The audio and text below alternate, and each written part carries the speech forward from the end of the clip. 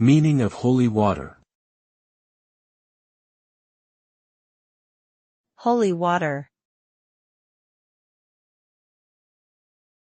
Holy water. Holy water.